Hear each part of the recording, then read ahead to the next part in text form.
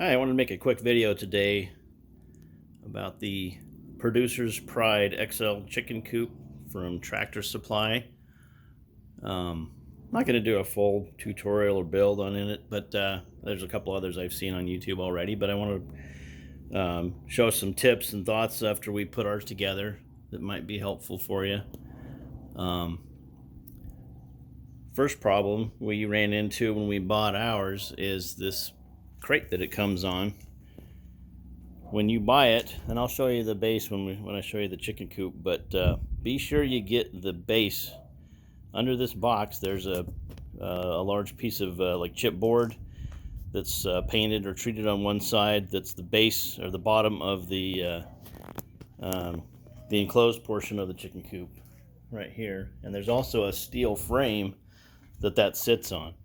Well, that's part of the packing material, and it just kind of looked like a pallet. And we first brought ours home, it just got removed from that metal pallet, and we brought it home just the box, so we didn't have the base. We couldn't build it, so we had to go to a different one because they didn't have it at our Tractor Supply anymore. It disappeared, so we were able to track one down at a different Tractor Supply. But so that was the first hurdle we ran into.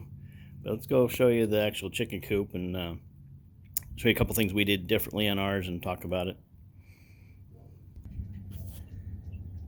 So here's our assembled coop, and you may not notice, but one thing that we wanted to do differently than the standard design was we wanted the egg box on this side, just because the orientation with the sun in the afternoon, and we wanted it next to this block wall as close as possible. We didn't want the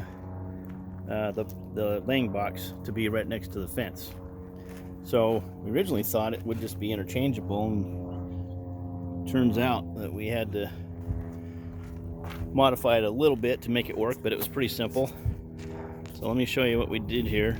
So normally the box goes on this side, and there's a hole on the side wall right here, one on either side, and that's to hold the bracket for the laying box. And I'll open the door and show you in a minute. And on the opposite side, there's a couple little brackets for the one of the roosting bars. So I basically had to move the roosting bar to the opposite side and then drill a hole in this side to hold the laying box. Let me open the door here and I'll show you the two things we moved. Hopefully the chickens don't run for it.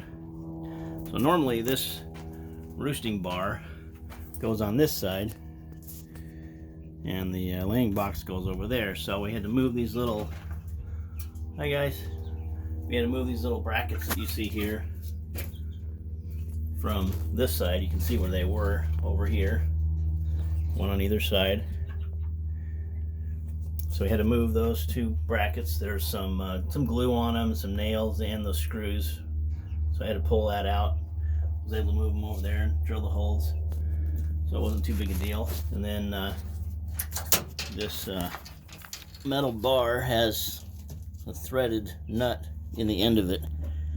So when you put that screw or that bolt through the frame, it threads right into this bar.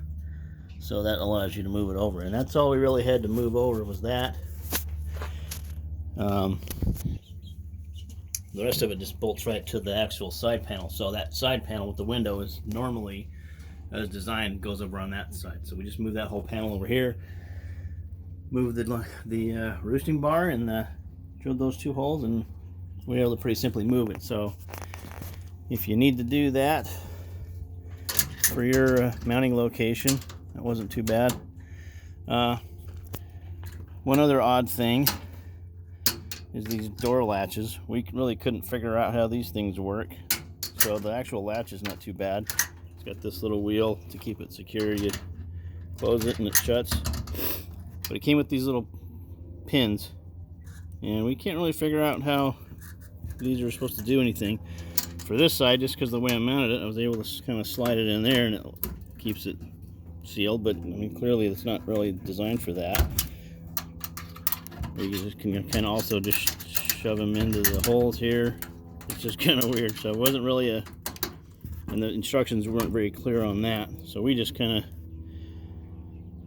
figured out how to make it stick and not fall out. We do have coyotes in here. You can see we got some hills right here, so we got some bricks around it for now. We got to get some wire and stuff on there, but also because one of the chicks was still small enough to get out of those little holes, so we put those bricks around it for now, but also to keep the coyotes at bay. That chassis I was talking about, there's the legs. That whole base is the pallet for the shipping box. So make sure you come home with that mounting base, and also this floor. I don't need to show you that, but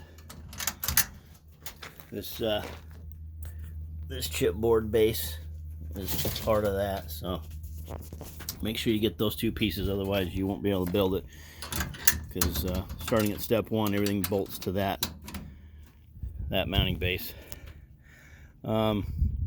Overall opinion of the product, the instructions were pretty good for the most part. Went together easy, everything lined up. Seems pretty solid.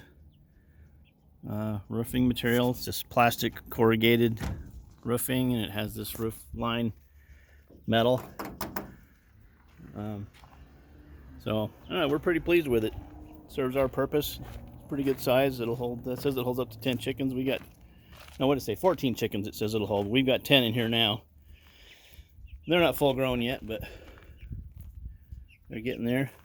For our feeders, we've just got these Tractor Supply water and food bins, and we just got them tied to the rafter up there, hanging down, so they float.